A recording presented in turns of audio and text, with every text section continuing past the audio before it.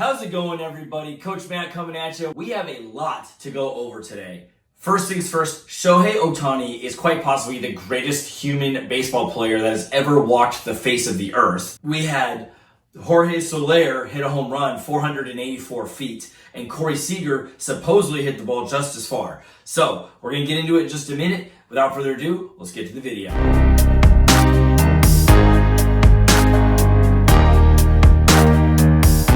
How's it going, everybody? Coach Matt coming at you with another video for the Daily Baseball Report, where all we do is cover all things in the Major Leagues baseball news and anything related to the Major League Baseball world.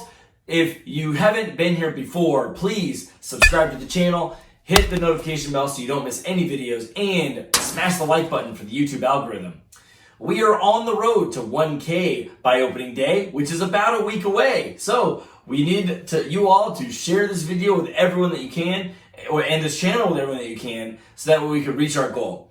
Without further ado, let's get into our first game. The first game is the New York Mets and the Washington Nationals, and we had Jacob Degrom versus Max Scherzer. What a great matchup this was on paper, because Max Scherzer did not pitch well. He pitched 5 innings, gave up 6 hits, 4 runs. All of the runs were earned, 1 walk, and 6 strikeouts. His ERA is now 3.95. So as Max Scherzer continues to work on things in the spring, it seems that he is hittable, which you all know Max Scherzer is starting to age, and he does have his World Series ring, so how much longer do you all think he has in the major leagues as an effective pitcher? Comment below. On the other side, Jacob Degrom pitched 4.2 innings. He gave up 3 hits, had 2 walks, and struck out 5. His ERA is a minuscule 0.66. Michael Conforto and Francisco Lindor both hit home runs for the New York Mets. And Lindor is currently not re-signing with the Mets yet because he believes he's worth more than $300 million. I also think he's worth more than $300 million. And what do you think? Do you think he'll sign for, 10 years, $310 million? What do you think he's going to do? Regardless of what his salary might become, doing a great job and settling in well in New York. I think he looks better in the orange and blue for the Mets than he did in the red and navy for the Indians. That's just my opinion. Moving over to the Pittsburgh Pirates and the Boston Red Sox, we had the battle of the Coras. Alex Cora is the manager for the Boston Red Sox, and Joey Cora is the manager of the Pittsburgh Pirates. And it looks like Joey Cora's team had the better of Alex Cora's team this game. They won 9-4. Ke'Bryan Hayes had a triple in this game, and I love watching this guy. He is so fast. He's so much fun. He plays with such high positive energy. This guy is so great. Man, he's one of the best young players in the game, if not one of the best in the game. Brian Reynolds hit a home run for the Pittsburgh Pirates. He went 1 for 4 with a run and 2 RBIs, raising his average to 290. And my guy, Alex Verdugo, ex-Dodger, got to give him a little love, went 1 for 3 with an RBI, lifting his average to 167. Moving over to the Minnesota Twins and the Baltimore Orioles, J.A. Happ pitched for the Minnesota Twins. He pitched 3 innings, gave up 6 hits, gave up 5 runs, 4 of them were earned, and his ERA is 7.2. I wonder which J.A. Happ is going to show up this season. He is starting to age. I think he's like 38 years old. He had some pretty good seasons with the New York Yankees, but then again, it's the New York Yankees, and he had a good defense, and he had an offense that could score 14 runs a game. So he would pitch and give up 7 runs, but still win because his team scored 14. So we'll see how he does this year. And ex-Dodger Kyle Garlick hit a home run for the Minnesota Twins today. He was in that trade that sent Kenta Maeda and Garlick over to the Twins for Brusdar Graterol, which helped the Dodgers also acquire Mookie Betts. Pretty cool to see him be successful outside of the Dodger system. Garlick also went 2 for 4 with a run scored and 2 RBIs, lifting his average to 375 and his OPS to 1310. And Williams Astudillo hit a home run. He went 2 for 5 with 2 runs and 3 RBIs, lifting his average to 360. And Michael Franco hit an RBI double for the Baltimore Orioles, and Ryan Mountcastle hit a home run. It was his 3rd home run of the spring. Moving over to the Philadelphia Phillies and the Detroit Tigers, Nico Goodrum and Akil Baddoo hit home runs for the Detroit Tigers. Akil Baddoo went 1 for 3 with 1 run scored, 2 RBIs, lifting his spring average to 357 and an OPS of 1357. Moving over to the Tampa Bay Rays and the Atlanta Braves, Ryan Yarbrough pitched for the Rays. He pitched 4 innings, gave up 5 hits, 6 runs, 5 of them were earned, 1 walk, 4 strikeouts, and his ERA is currently 5.4. Max Fried pitched for the Atlanta Braves. He pitched 6 innings. He gave up 3 hits, 1 run. That run was earned. He had no walks, 5 strikeouts. His ERA is 1.80. Dansby Swanson hit a home run, as well as William Contreras for the Braves. And Ryan Bolt hit a home run for the Tampa Bay Rays. Moving over to the Houston Astros versus the Miami Marlins, Zach Greinke pitched for the Astros. He pitched 4.1 innings. He gave up 5 hits, 2 runs, 1 of them were earned. He had 1 walk, 1 strikeout, and his ERA is 2.16. Trevor Rogers pitched 5 innings for the Miami Marlins. He gave up 2 hits, 2 runs, they were both earned, 1 walk, 6 strikeouts, and his ERA is currently 4.05. Jazz Chisholm hit his 3rd home run of the spring. He went 2 for 2 with a run scored and 2 RBIs, lifting his average to 250. Moving over to the New York Yankees and the Toronto Blue Jays, Garrett Cole pitched for the Yankees. He pitched 5 innings, gave up 4 hits, 1 run. That run was earned. He gave up 1 walk and struck out 8. Spring ERA is 3.55. Tanner Roark pitched for the Toronto Blue Jays, and he did not pitch well. He pitched 2.1 innings, gave up 8 hits, 7 runs. All 7 runs were earned, 1 walk, 5 strikeouts, and his ERA is currently 8.44. Marcus Semien, Teoscar Hernandez, and Kevin Smith all hit home runs for the Toronto Blue Jays, and Thairo Estrada hit a home run for the Yankees. He went 1 for 3 with 2 runs, 3 RBIs, lifting his average to 190. Moving over to the Cincinnati Reds and the Chicago Cubs, Eric Sogard and Jake Red Hot Marisnick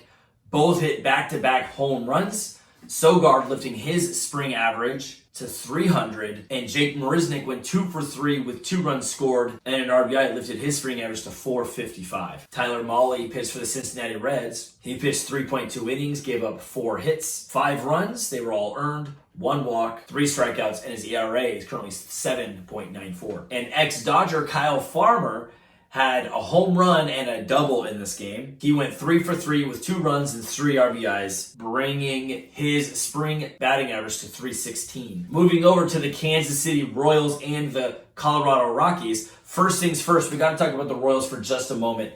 How many of you all in the comment section below believe that the Kansas City Royals are employing the service time manipulation with Bobby Witt Jr.? The guy's hitting 380. He's got an on-base percentage of 800.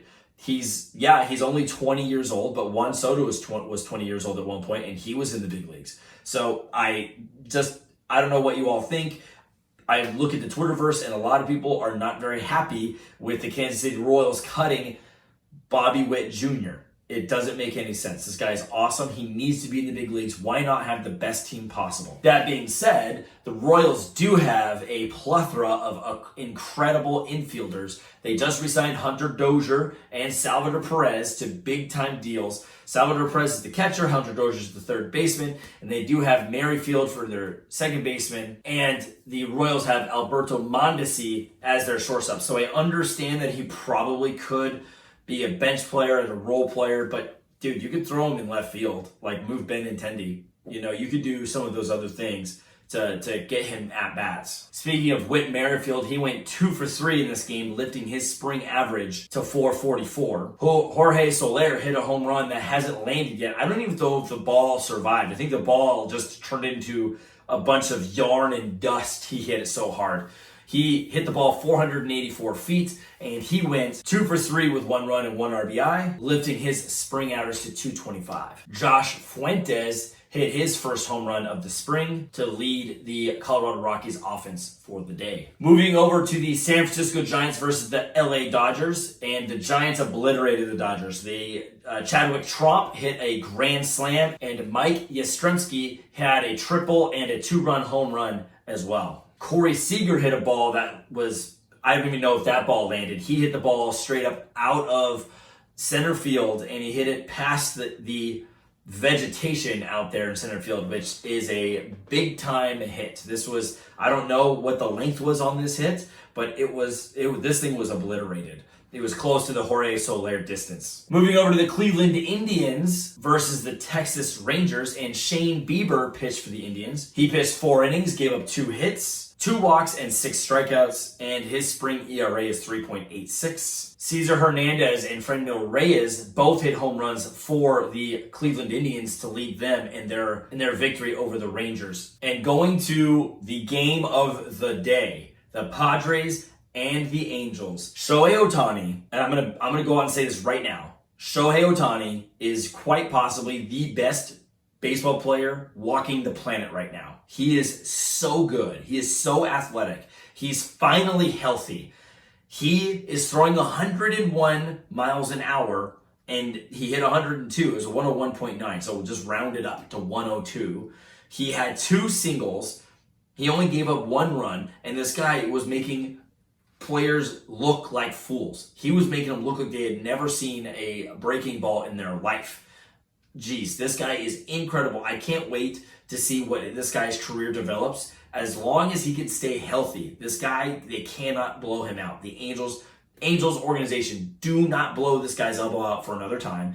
Do not have this guy mess up his body. Keep him in shape. Please keep this guy in shape. I want to see him play for a long time. He is incredible to watch. And to follow up with that, look at Albert Pujols' swing right here. For all of you young people who don't know the incredible career of Albert Pujols, just think about this for a second. This guy was like Aaron Judge for a decade straight. He legitimately was the most feared hitter from like literally every single year. He hit 35 to 45 home runs. He hit 310. Like, this guy was insanely good. Yeah, so from 2001 to 2011, this guy hit over 320 every single year, except for 2011, he hit 299. Not only did he hit 299, he hit 37 home runs and had 100 RBIs. It's insane. This guy's stats are insane. And now that I look at it, he's only 38 home runs away from 700. This guy can make 700 home runs. This guy he can't retire. He can't retire this year. He has to hit 25, and then he has to do another year and hit another 25 to break 700. Oh, and Blake Snell pitched, but you know, when Ohtani pitches versus Blake Snell, who cares?